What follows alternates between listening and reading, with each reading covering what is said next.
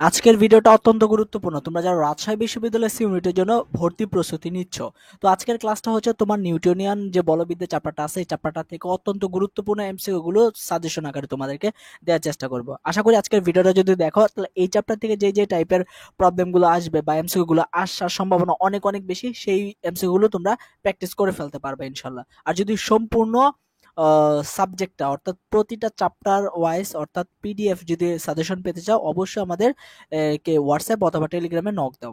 তো প্রতি সাবজেক্ট হচ্ছে তোমাদের 200 টাকা করে, তবে কেমিস্ট্রি বা ফিজিক্স যদি দুইটা সাবজেক্ট নাও তো 400 টাকা, আর যদি কেমিস্ট্রি ফিজিক্স ম্যাথ যদি নাও তো তোমার হচ্ছে 500 টাকা ডিসকাউন্ট। বুঝতে পারতেছো? আমাদের যদি সাজেশনটা যদি পড়ো, তাহলে এখান থেকে 80% প্লাস ইনশাল্লাহ ইনশাল্লাহ তোমরা রাবিতে কমন পাবা। 80% প্লাস আমাদের সাজেশনটা থেকে তোমরা কমন পাবে ইনশাল্লাহ, আশা করা যায়। তো দেখো, এখানে দেখো যে অত্যন্ত গুরুত্বপূর্ণ একটা এমসিকিউ, এই এমসিকিউটা অনেক অনেক ইম্পর্টেন্ট। তো দেখো, যদিও রাবিতে আসে নাই, তো রাবিতে যেগুলো আসবে শুধুমাত্র সেগুলোই যে আসবে প্রতি বছর এরকমটা নয়, কিন্তু অনেক ইম্পর্টেন্ট প্রবলেম যেগুলো রাবিতে আসে নাই কখনো, সেগুলো কিন্তু আসে। তো এরকম একটা প্রবলেম হচ্ছে এইটা, যে কোনটি সর্বাপেক্ষা দুর্বল বল। তো আমরা তো জানি মহাকর্ষ বল হচ্ছে সর্বাপেক্ষা দুর্বল বল। অনেকে আসলে কনফিউজড হয়ে যায়। সো এই কনফিউজড হওয়া যাবে না। কিছু কিছু এমসিকিউ আছে যেগুলো অনেক ইজি। এই ইজি প্রশ্নগুলো কিন্তু তোমাকে কখনোই ভুল করা যাবে না। যদি ভুল করো তাহলে তুমি কিন্তু চান্স পাওয়া থেকে অনেক দূরে সরে যাবা।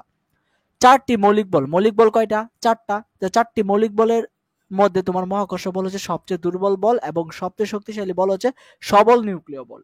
যে তোমার আসতে পারে যে নিচের কোনটি সবচেয়ে বেশি শক্তিশালী বল, সেটা হচ্ছে সবল নিউক্লিয় বল। আবার এখানে তো আসছেই সর্বাপেক্ষা দুর্বল বল কোনটি। মৌলিক বল সর্বাপেক্ষা মৌলিক বল কোনটি, অর্থাৎ হচ্ছে তোমার দুর্বল বল, অর্থাৎ মহাকর্ষ বল। সবচেয়ে দুর্বল বল হচ্ছে তোমার মহাকর্ষ বল। সো সবচেয়ে দুর্বল হচ্ছে মহাকর্ষ বল, সবচেয়ে শক্তিশালী হচ্ছে সবল নিউক্লিয় বল। মনে রাখার চেষ্টা করবা। কোনটি সবচেয়ে শক্তিশালী বল? তো এটা তো কিছুক্ষণ আগে বলে দিছি যে সবল পারমাণবিক বল। অর্থাৎ দেখো, এখানে দেখো যে তোমার মহাকর্ষ বল হচ্ছে সবচেয়ে দুর্বল বল, তারপর শক্তিশালী হচ্ছে দুর্বল নিউক্লিয় বল, তার থেকে শক্তিশালী হচ্ছে তোমার তড়িৎ চুম্বকীয় বল, আর সবচেয়ে শক্তিশালী হচ্ছে সবল নিউক্লিয় বল। তো সবল নিউক্লিয় বল যে কথা, পারমাণবিক বল একই কথা। অনেকে আসলে কনফিউজড হয়ে যায়, বা আসলে বইতে পড়ছি যে সবল নিউক্লিয় বল, তো এখানে তো সবল নিউক্লিয় বল নাই, তার তার মানে হয়তোবা এটা হবে না। সো এটা ভুল। তো পারমাণবিক বল যে কথা, সবল নিউক্লিয় বল একই কথা, একই কথা। ওকে। কোন কণার পারস্পরিক বিনিময়ের ফলে দুর্বল নিউক্লিয় বল কার্যকর হয়? সেটা হচ্ছে তোমার কথা বুসন। দুর্বল নিউক্লিয় বল, তোমার দুর্বল যে নিউক্লিয় বল আছে, দুর্বল যে নিউক্লিয় বল আছে, এটা আসলে তোমার বুসন, যে তোমার এটা আছে, কণাটা আছে, এই কণার মানে পারস্পরিক বিনিময়ের ফলে কিন্তু আসলে মানে দুর্বল নিউক্লিয় বল কার্যকর হয়। নিচের কোন মৌলিক বলের পাল্লা সবচেয়ে কম? দেখো, নিচের কোন মৌলিক বলের পাল্লা সবচেয়ে কম? তো এখানে কিন্তু একটা ভুল আছে, কিন্তু তোমার এখানে কত ডি নাম্বারটা বলছে। আসলে মহাকর্ষ বলের আসলে মানে মহাকর্ষ বলের তোমার কি বলের মৌলিক বলের পাল্লা সবচেয়ে কম হবে মহাকর্ষ বল, এটা কিন্তু হবে না, এটা কিন্তু হবে না। ওকে, তো এখানে আমরা দেখলেই কিন্তু বুঝতে পারতেছি মহাকর্ষ বল হচ্ছে সবচেয়ে দুর্বল বল। সবচেয়ে দুর্বল বল হচ্ছে তোমার মহাকর্ষ বল, তারপর হচ্ছে তোমার দুর্বল নিউক্লিয় বল। ওকে। তারপরে দেখো যে ফোটন কণার বিনিময়ের মাধ্যমে কোন মানে বল কার্যকর হয়? ফোটন কণা, সেটা হচ্ছে তাড়িত চুম্বক। তাড়িত চুম্বক, ফোটন কণার বিনিময়ের মাধ্যমে কোন বল কার্যকর হয়? সেটা হচ্ছে তাড়িত চুম্বক বল কার্যকর হয়। তারপরে দেখো বলের ঘাতের মাত্রা। সো এই চ্যাপ্টার থেকে মানে একক মাত্রা এই জিনিসগুলো অনেক ভালো করে পড়ে যাবা, অনেক ভালো করে পড়ে যাবা। যা বলের ঘাত হচ্ছে তোমার কত? এফ গুণন কত? টি। তো এফ সমান কত হচ্ছে বল, এফ সমান কত হচ্ছে, আমরা এফ সমান কত জানি? এম এ, এম এ না, অর্থাৎ এম এ। এম হচ্ছে তোমার কত? ভর, ভর, ভর হচ্ছে তোমার ক্যাপিটাল এম, আর এ হচ্ছে ত্বরণ। ত্বরণ হচ্ছে metre per second square. Metre মানে মিটার থেকে এসে এল পার সেকেন্ড স্কয়ার, অর্থাৎ কত? পার টি স্কয়ার। তাহলে এফ সমান হচ্ছে এইটা, আর টি হচ্ছে কত? টি। তাহলে এই দেখো, এফ এর হচ্ছে তোমার কত মাত্রাটা হচ্ছে এইটা, আর টি এর হচ্ছে এইটা। তাহলে এখান থেকে ক্যালকুলেশন করো, ক্যালকুলেশন করলে তোমার কত? এম এল পার টি, এম এল পার টি, এটা হচ্ছে তোমার কত? আনসার। সো এই মাত্রাগুলো কিন্তু অনেক ভালো করে পড়ে যাবা। এগুলো কিন্তু অনেক অনেক ইম্পর্টেন্ট, রাবিতে কিন্তু আসতে পারে। দেখো চবিতে আসছে এবং জাহাঙ্গীরনগর বিশ্ববিদ্যালয়ে আসছে, এটা কিন্তু রাবিতে আসতে পারে। দেখো কৌণিক ভরবেগের মাত্রাটা পড়ে যাবা, এটা কিন্তু অত্যন্ত গুরুত্বপূর্ণ। রাবিতে কিন্তু এইবার কিন্তু আসতে পারে। কৌণিক ভরবেগের মাত্রাটা একটু ভালো করে পড়ে যাওয়ার চেষ্টা করবা, একক এবং মাত্রা দুইটাই কিন্তু ভালো করে পড়ে যাওয়ার চেষ্টা করবা। জাস্ট সাজেশন দিচ্ছি এখন, এগুলো তোমরা পড়ে যাবা, কি কি পড়তে হবে এই জিনিসগুলো একটু ভালো করে আবার দেখে যাবা, এই সূত্রটা একটু ভালো করে পড়ে যাবা, কোন সম্পর্কটি সঠিক। এটা কিন্তু তোমার রাবিতে 14-15তে কিন্তু আসছিল। এই প্রবলেমটা কিন্তু অনেক ইম্পর্টেন্ট, সূত্রগুলো ভালো করে পড়ে যাবা। রাবিতে কিন্তু তোমার সূত্রগুলো থেকে তোমার কিন্তু প্রবলেম আসে, যে এরকম সূত্রগুলো একটু মানে একই টাইপের মতো করে মানে সাজায় গুছায় দেয় আর কি, উল্টাপাল্টা করে, একটু উল্টাপাল্টা করে দেয়। তো এটা অনেকেই আসলে কনফিউজড হয়ে যায় পরীক্ষার হলে। টাও সমান কত আই আলফা, টাও সমান কত আই আলফা, এটা হচ্ছে তোমার কথা সঠিক। বলের মাত্রা কোনটি, সেটা হচ্ছে বলের মাত্রা হচ্ছে তোমার এইটা, আমরা তো কিছু আগে দেখাই দিছি। এফ সমান কত এম এ, এম হচ্ছে তোমার কত ভর ক্যাপিটাল এম, আর এ হচ্ছে ত্বরণ, ত্বরণ হচ্ছে তোমার কত metre per second square. Metre আসছে কোথায় থেকে, লেংথ থেকে, আর সেকেন্ড আসছে কোথায় থেকে, টি থেকে, তাহলে এই যে পার্টি। তো এটা দেখো আমার কিন্তু এককটা কিন্তু হয়ে গেছে। ওকে, কৌণিক ভরবেগের এককটা কত, কৌণিক ভরবেগের এককটা কত, KG metre square per second, KG metre square per second, ব্যাখ্যা সহকারে সবকিছু দেওয়া আছে, জাস্ট পড়ে নেবা তোমরা, খুব ইম্পর্টেন্ট। নিচের কোন সম্পর্কটি সঠিক, নিচের কোন সম্পর্কটি, অর্থাৎ এল ভেক্টর সমান কত আর ভেক্টর বাই তোমার কত পি ভেক্টর। ওকে, এইটা কিন্তু অত্যন্ত গুরুত্বপূর্ণ, তোমরা কিন্তু একটু মনে রাখার চেষ্টা করবা। সো এখানে কিন্তু আর ভেক্টরটা তোমার কিন্তু আগে দিতে হবে, তারপর হচ্ছে তোমার পি ভেক্টর দিতে হবে, আর ভেক্টর বাই পি ভেক্টর। ওকে, তো এখানে পি ভেক্টর কিন্তু আগে দিলে কিন্তু হবে না, দেখছো এখানে পি ভেক্টর কিন্তু আগে দিলে কিন্তু হবে না, তোমার আর ভেক্টর আগে, তারপরে ক্রস হচ্ছে তোমার কত পি ভেক্টর দিতে হবে। জড়তার ভ্রামকের একক কি বা একক কি, এই জিনিসটা কিন্তু অবশ্যই অবশ্যই পড়ে যাবা। জড়তার ভ্রামকের এককটা পড়ে যাবা। রৈখিক ত্বরণ ও কৌণিক ত্বরণের মধ্যে সম্পর্ক কোনটা, রৈখিক ত্বরণ ও কৌণিক ত্বরণের মধ্যে সম্পর্ক কোনটা।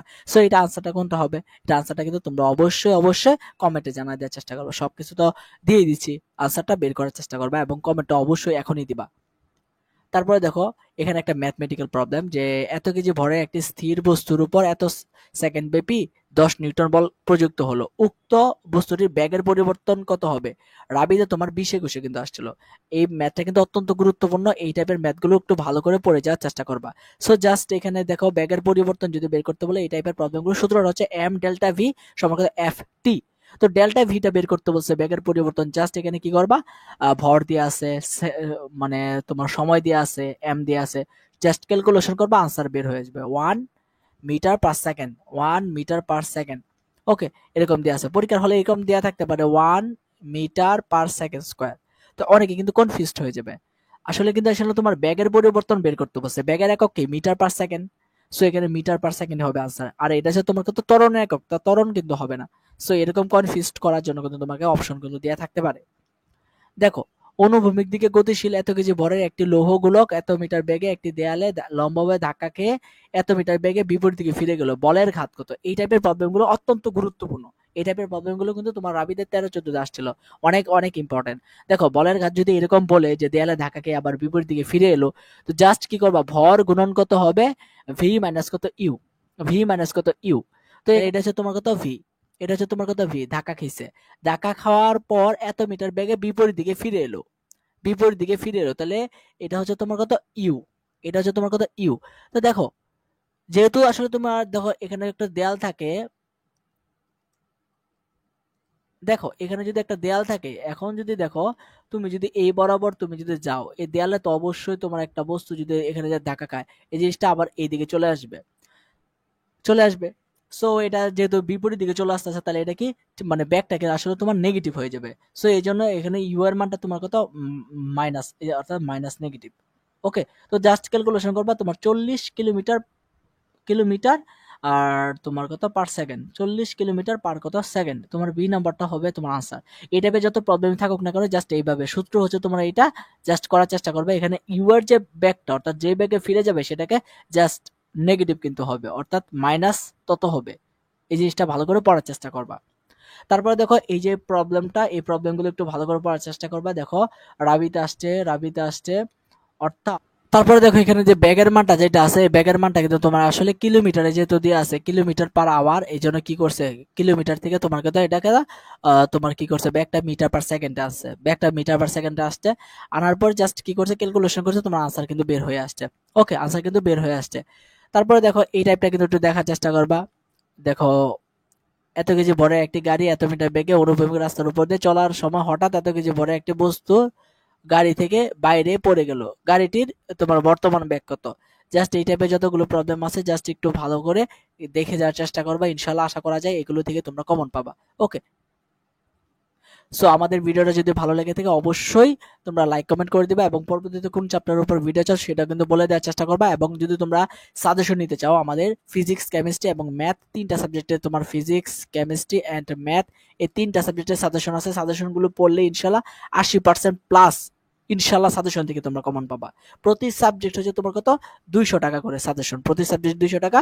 তবে তিনটা সাবজেক্ট যদি নাও 500 টাকা, তিনটা সাবজেক্ট যদি নাও 500 টাকা, সাজেশন থেকে ইনশাল্লাহ 80% প্লাস কমন পাবা।